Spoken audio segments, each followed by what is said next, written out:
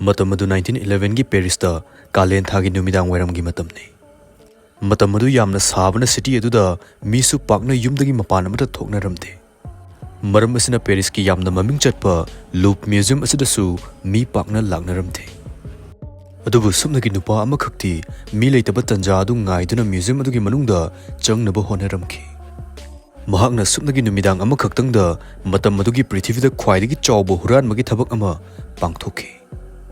Louvre Museum dagi Mona Lisa gi painting asi huralaga kanasu khangandana yamna haina singna thokiduna mangkirame. Masigi thodok asina prithivi pumbada wawa launa ki amadi worldwide investigation ama chathanki. Thodok asina Mona Lisa bu prithivi gi mepum khudingmangna khangna ki amadi amuk hena painting asi maming chatpa hinki. French policing na chahi ani muksi Mona Lisa painting bu koiti thiki amadi mioi kya su fa khidabu painting aduri phanglam kide. Madugi matungda huran badugi asoiba amadagi chahi ani muki matungda mahakpu fawa ngamki. Adubu France ki khwaidagi checksina thamba museum astagi huran bangamliba Mona Lisa bu prithivi pumbada khangan ki bunupa asina kana oiravajana.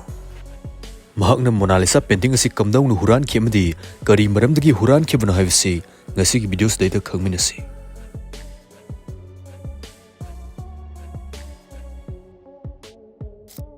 Numit adu 20 August 1911 Sunday numine.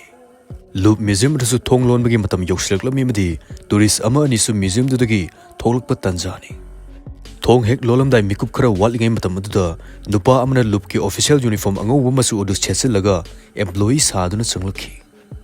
Asumna changlaktuna storage closet amada tumina lotlaga numidang duma ngairaga leiramki. Louvre asi nongalaga Monday numisde thong hangloi duna museum dugi employee singsu ama ani khaktani laigadorivasi. Asumna ahingdu hokiduna ayuki pung 8:30 chatpa adwaida nupa adu tholakki amadi kanamta leitaba tanja adu lauduna painting fanam thamliba ka adu tamna lakhi. Ka adu da painting fanam leiramki amadi marak adu da Mona Lisa painting asisu yaurumki. Hello guys, one excited about the betting website asigi maramda khangminasi. Karigumba adom na cricket natraga football ki knowledge fazna leiragadi masida karamba team na khwaidagi run yamgani amadi karamba goal yamna changani khallaga 1x asida isagi knowledge na paisa yamna tanbi yai. Cricket ki maramda knowledge fazna leiragadi nungti ki paisa tanbi yai. Aduga winning money dusu Paytm phone pay nagar amadi bikas sizinaraga withdraw yamna line tawbi yai. Aduga IPL 2025 ki special offer amana aigi promo code sizinaba matamda 200% deposit bonus fangani. Cricket amadi football ki international tournament khudimukta 20% guaranteed cashback su fangani. Duga registration to matamda aigi promo code sizinaragadi 26,000 bonus fanggi chance laigani. Aduna masigi maramda knowledge leiba sananing singna aigi promo code sizinaraga register tawduna paisa tanbiu. Aduga matam aduda Mona Lisa painting asing asi maming chaliba asumna oiramba natre. Adubu numitudagi painting asi huran ba asina prithivi sinba thungna maming chathangadorivani. Asumna mi leitaba tanja yengduna Mona Lisa painting adu wall dagi lautharaga staircase amagi manakta puraklamki. Mafam aduda mahangna screwdriver amagi matengna painting adugi frame adu lauthoklamki. Aduga painting adu anguba fi amana khumjilaga manak nakpa thong amada thokhinaba laklamki. Adubu mahangna thong adu hangtoknaba honaruba matamda lock tawraga leiramki. Tanja aduda lupta thabak tawraga leiba plumber ama staircase aduda kumtharakhi. Huran badu Louvre ki employee ki uniform set paduda mahagna icham chamna employee ni khanduna thong adu hangtok piki. Asumna yamna line huran baduna Mona Lisa painting adu puraga Louvre Museum dagi thokhi amadi painting adu mafum khangdana mangki.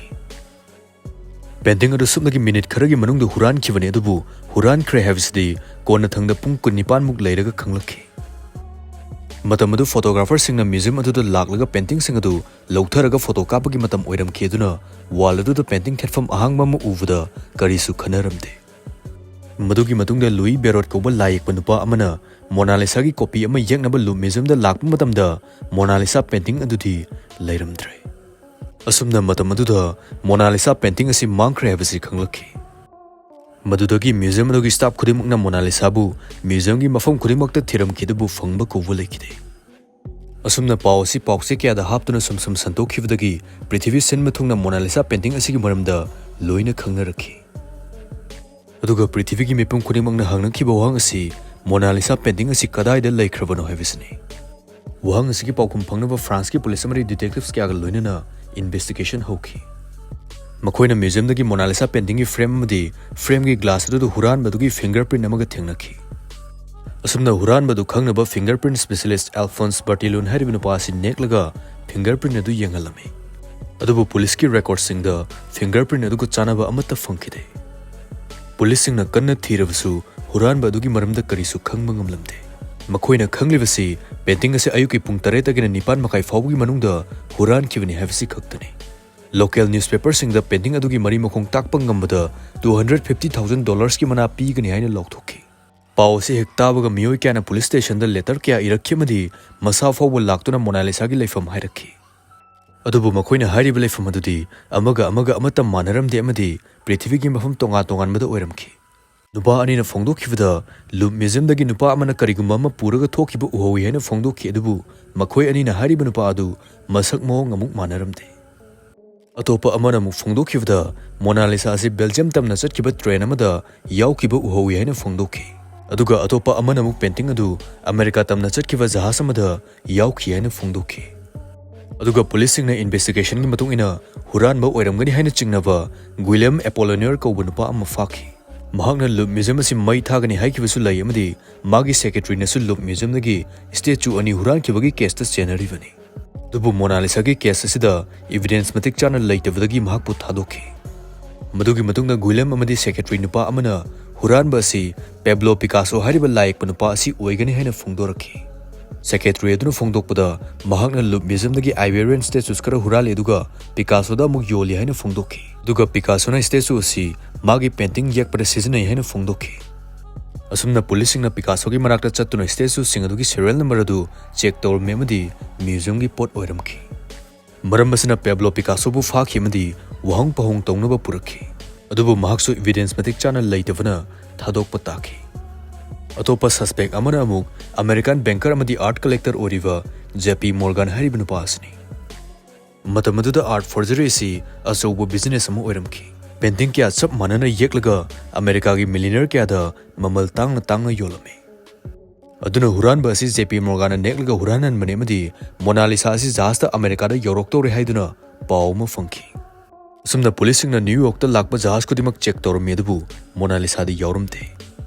मसिगंग नत्र अतोपा theorist क्या सुम मसिंग थिंगमदना लाखिदुबु चही अनि हेनमसि Mona Lisa गी असेंगबा लेफम अदुदि खंगबा ngamखिदे अदुबु असेंगबदि Mona Lisa असि America नत्रगा अतोपा अरापा मफम अमतदा चलमदे loop museum दगी 2 miles मुक चलगा लेबा apartment अमदा यामना नकना लेरमखि apartment अदु Vincenzo पेरुजिया हारिबा Italian नुपा असिगी ओइरमखि महाग असि मतमदुदा चही 19 मुक सुरबा लूप म्यूजियम दा हैंडमैन ओइना थबक तौरम मिसक अमने महागना लूप म्यूजियम गी मरमदा लोइना ममुत ताना खंगलमे म्यूजियम असि मंडे नुमिता क्लोज तौगनि हाबिसु खंगलमखि म्यूजियम अदुदा फोटोग्राफर सिंग लाकनि हाबिसु खंगलमे अदुगा मोनालिसा गी फ्रेम अदु पालिबा मिसक अदुसु महागनि अदुना हुरान ममतमदा यामना लाइन फ्रेम अदु लौथोकपा ngamलिबनि पेंटिंग अदु हुरालबा मतुंगदा अरोनबा का यावबा बॉक्स अमदा हापसिलगा थमलमखि पेरुजिया असि हानना क्रिमिनल रेकॉर्ड लेरबा मिसकनि अदुना मागी फिंगरप्रिंट असि पुलिस की सिस्टम अदुदा यावरगा लैख्रबनि अदुबु यामना मदाव याबा अमना सुमनगी येट की खुद की फिंगरप्रिंट अदु system अदुदा यावरमखि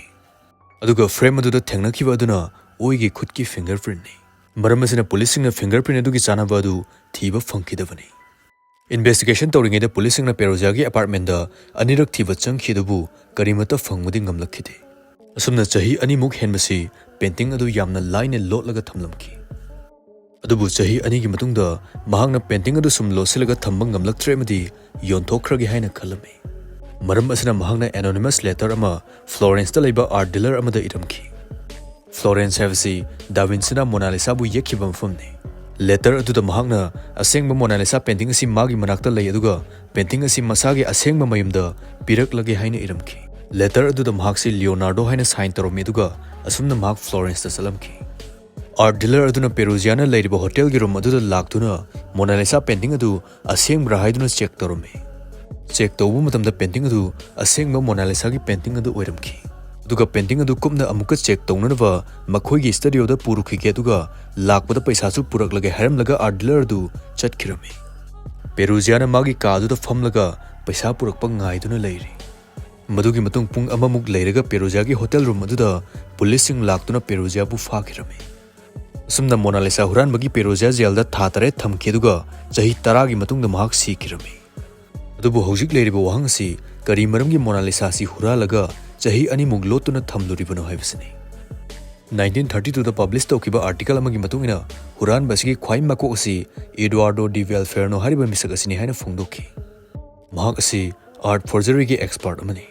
mahakna Mona Lisa gi chap manaba copy taruk American millionaire taruk ta yonaba plan ama tawkhi haina phongdokhi mahakna French ki layak pa ma neklaga Mona Lisa gi chap manaba copy taruk yagan khidu ka painting sing adu America da ship taruk tuna thamlamki